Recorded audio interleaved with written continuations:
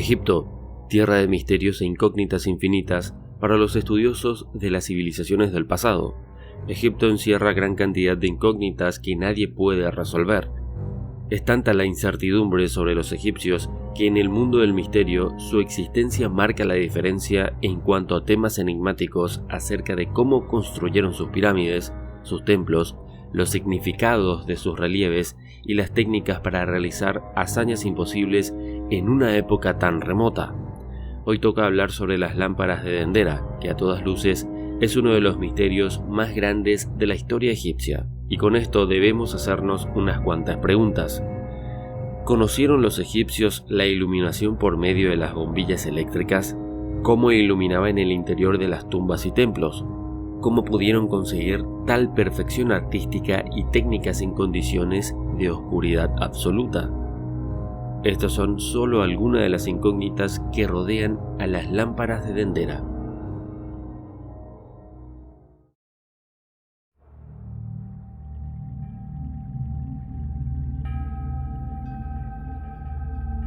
Su hallazgo se debe al arqueólogo Auguste Mariette, fundador del Museo Egipcio del Cairo. Este realizaría unas excavaciones en Tebas, la capital del Bajo Egipto, hoy Luxor. Tebas era una ciudad de esplendor, junto al río Nilo y a 70 kilómetros del Cairo. Cerca de Tebas se encuentra el Valle de los Reyes, sin duda un entorno monumental. Mariette comenzó las excavaciones en Dendera. Allí encontró numerosas criptas y lápidas que el arqueólogo se encargó de dibujar detalladamente. En la década de los 30, Emily Chassinet se encargaría de fotografiarlas. Hecho afortunado, pues en los siguientes 30 años serían robadas casi todas las piedras, quedando solo las de una estancia que nos muestra las legendarias pero reales lámparas de Dendera. Dendera era una ciudad de culto. Contenía un gran número de galerías subterráneas bajo el primer templo, un templo que data del siglo XV a.C. El interés de Dendera se debe a la misma escena en la que muestra a unos sacerdotes que parecen portar aparatos complejos y más propios de una época moderna que del tiempo en el que se realizó el grabado. Esto no tendría ninguna relevancia si no fuera porque en el año 1879 se crea una lámpara capaz de emitir rayos X.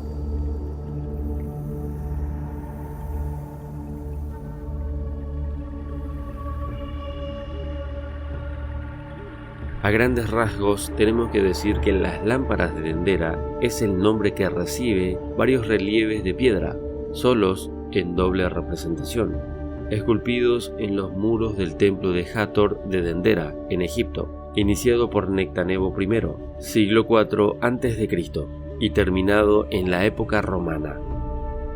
Los bajorrelieves son interpretados por los egiptólogos como una serpiente surgiendo de una flor de loto, un símbolo de carácter mitológico. Este es el relieve de Harsontus, Horus unificador de las dos tierras, con una de las llamadas lámparas grabadas en el muro de una de las criptas. Los espléndidos y enigmáticos relieves de la cripta son cosmogónicos y muestran una serpiente, símbolo del principio dualista subyacente en toda la creación, como en el génesis de la separación del cielo y la tierra, nacida de una flor de loto, símbolo de la creación como una manifestación de la conciencia. Horse Matawi, Horus, unificador de las dos tierras. Este adopta diversas formas en las representaciones y una de ellas es la de la serpiente emergiendo de un loto. Dichos lotos cerrados de los que nace Harsontus, bajo interpretaciones totalmente desconocidas de la mitología egipcia, son las supuestas bombillas.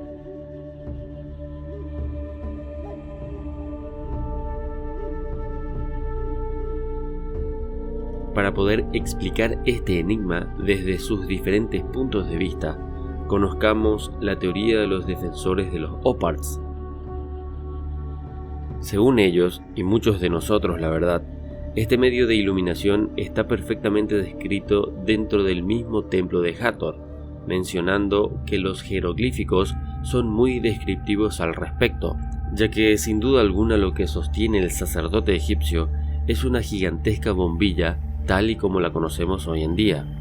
Los defensores de los antiguos astronautas y de los OPARTs sugieren que estas lámparas tuvieron que existir para poder iluminar las secciones más oscuras y bajas del templo. Consideran que fueron muy necesarias, ya que la técnica de los espejos sería muy limitada, sobre todo para llegar a las partes más bajas. Y en cuanto a las antorchas, hay dos problemas. Primero, la falta de oxígeno que es necesario para alimentar cualquier flama. Y otro aspecto que lo descartaría es la nula evidencia de hollín dentro del propio templo. Los teóricos de los antiguos astronautas explican que las bombillas están compuestas por un contacto de donde tomaría la corriente, sugiriendo también que hay una especie de cable que servía como conexión. Esta está sostenida por un gigante o por una persona de gran tamaño. Sin duda, esta sería una de las evidencias más significativas de que hay otra historia, de que visitantes de otros mundos trajeron ciencia y conocimiento y por supuesto de que también existieron esos gigantes o Nephilim de los que hablan tantas culturas en la antigüedad. Uno de los seguidores de esta corriente de pensamiento es el conocido Erich von Däniken. En su libro Los ojos de la Esfinge describe esta bombilla interpretando la serpiente como un filamento y el pilar como un aislante, asegurando que es una bombilla eléctrica. De este modo se explicaría la ausencia del hollín en techos y paredes.